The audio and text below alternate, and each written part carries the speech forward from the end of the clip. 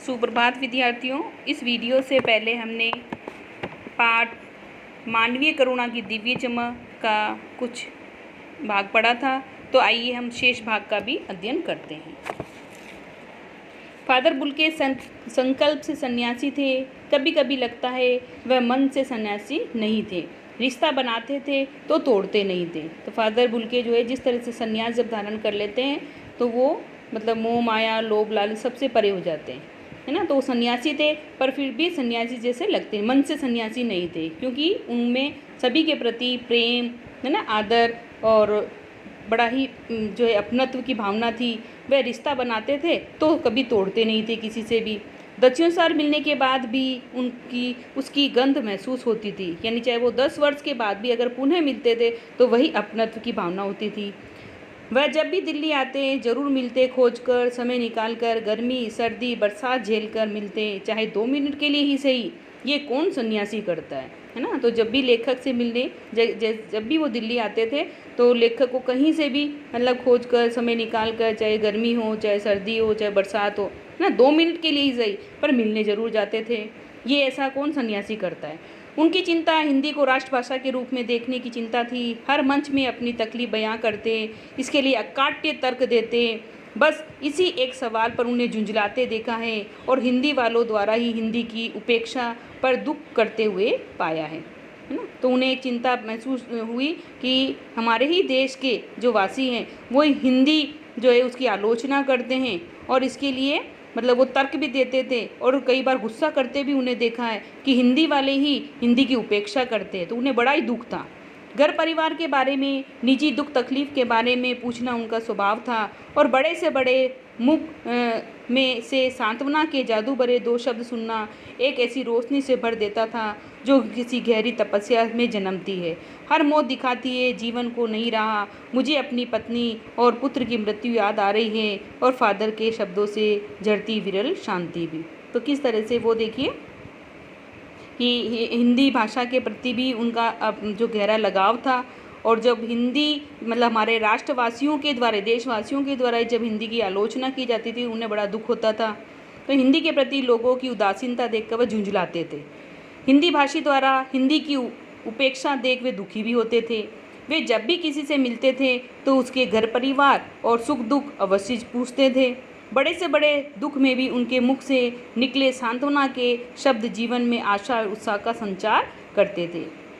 और लेखक बताते हैं कि जब उनकी पत्नी की मृत्यु हुई और पुत्र की मृत्यु हुई तब किस तरह से उन्होंने शांति या सांत्वना प्रदान की, है ना। तो ये ऐसा कौन सा सन्यासी है जो ऐसा करता है। आज वह नहीं है, दिल्ली में बीमार रहे, पता नहीं चला, बाहें खोलकर इस बार उन्होंने गले नहीं लगाया। जब देखा तब वे बाहें दोनों हाथों की सूजी हथेलियों को उलझाए ताबूत में जिस्म पर पड़ी थी। जो शांति बरसती थी वह चेहरे पर स्थिर थी, तरलता जम गई थी। वह 18 अगस्त 1982 की सुबह 10 बजे का समय था। दिल्ली में कश्मीरी गेट के निकलसन कब्रगाह में उनका ताबूत एक छोटी सी नीली गाड़ी में से उतारा गया। कुछ पादरी, राजवंश जी का बेटा और उनके परिजन राजेश्वर सिंह उसे उतार रहे थे।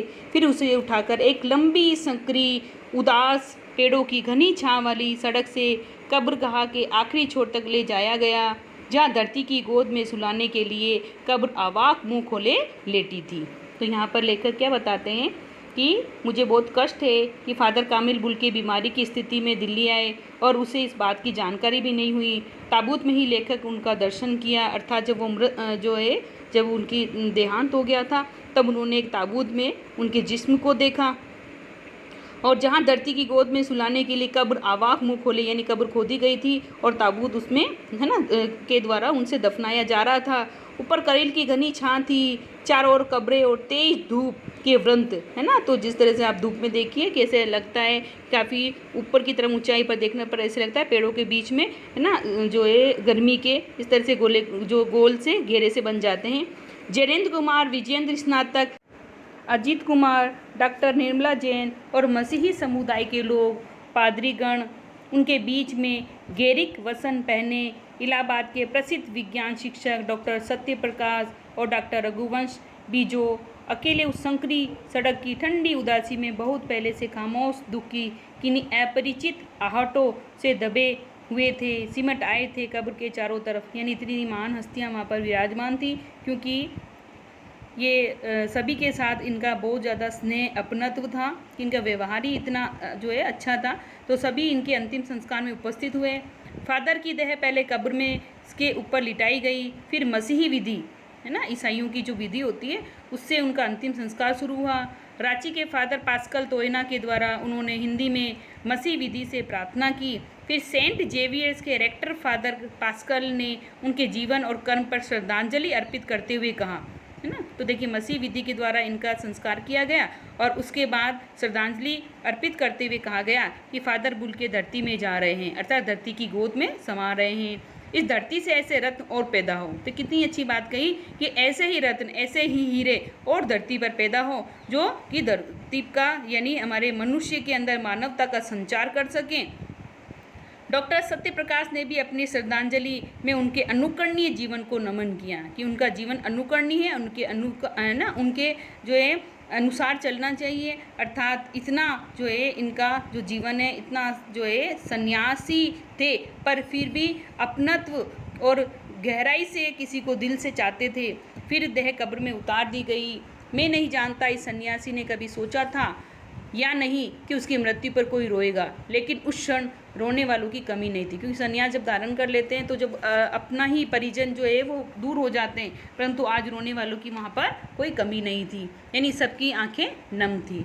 इस तरह हमारे बीच से वह चला गया जो हम में से सबसे अधिक छायादार, फल फूल, गंध से भरा और सबसे अलग सबका होकर सबसे ऊंचाई पर मानवीय करुणा की दिव्य चमक में लहराता खड़ा था, जिसकी स्मृति में हम सबके मन में जो उनके निकट थे किसी यज्ञ की पवित्र आग की आँच की तरह आजीवन बनी रहेगी।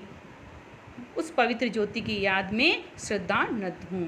तो ये नहीं यहाँ पर उनके लिए कहा गया कि लेखक दुख प्रकट करते हुए कहते हैं कि फादर कामिल बुल्के हमारे बीच नहीं रहे, है ना। वे हमारे लिए एक ऐसे वृक्ष की तरह थे जो छायादार भी हैं, छाया भी देता है, फल फूल गंध युक्त, सबसे अलग और सबका बनकर रहने वाला। यानी सबसे अलग ये था कि हम में सभी में कहीं ईर्ष्या द्वेष, है ना, कहीं कहीं आ ही जाता है, परंतु वो ऐसे व्यक्ति थे कि किसी से कहीं कोई ईर्ष्या द्वेष नहीं थी, है ना, और गहरा लगाव रखते थे। यानी 10 वर्ष के बाद भी अगर कोई उनसे मिलता था तो वही अपनत्व, है ना, उसी जोश के साथ वो मिलते थे। तो सबका बनकर रहने वाला मानवता का पाठ वो पढ़ा गए हमें। उनकी पवित्र यादें सबके हृदय में यज्ञ की पवित्र आत्मा को श्रद्धा पूर्वक हम प्रणाम करते हैं। आइए बच्चों हम के शब्दार्थ पर भी नज़र डालते हैं। अकाट्य का मतलब जो बात काटी न जा सके। तर्क का मतलब है विचार, झुंझलाते, खींच प्रकट करते हुए, उपेक्षा, तिरस्कार, निजी, अपना, सांत्वना, तसल्ली, जादू भरे, प्रभावशाली, तपस्या, साधना, विरल, कम मिलने वाली, ताबूत, शव या मुर्दा ले जाने वाला संदूक या बक्सा। जिस्म का मतलब है शरीर, थिर का मतलब है ठहरी हुई या स्थिर, कब्रगाह जहाँ मुर्दे दफनाए जाते हैं, परिजन संबंधी या रिश्तेदार, संकरी तंग को कहा गया है, घनी, गहरी, छोर का मतलब किनारा, अवाक का मतलब मौन, करील का मतलब झाड़ी के रूप में उगने वाला एक कटीला तथा बिना पत्ते का पौधा, वृंत का मतलब गोले, गेरिक वसन साधुओं द्वारा पहने जाने वाला गेरुए वस्त्र, है ना, भगवा वस्त्र को भी कहा जाता है, अपरिचित, अनजान, आहट, आवाज़, मसीही विधि, ईसाई धर्म में क्रियाकर्म करने का ढंग, श्रद्धांजलि, श्रद्धा प्रकट करना, अर्पित करना, चढ़ाना, अनुकरणीय, जिसका अनुकरण करना चाहिए, नमन का मतलब नमस्कार, क्षण का मतलब अवसर, स्याही फैलाना, लिखने की व्यर्थ कोशिश करना, लहलहाता, शान से झूमना, आँच, गर्मी, श्रद्धानत, प्रेम और भक्ति से झुका हुआ।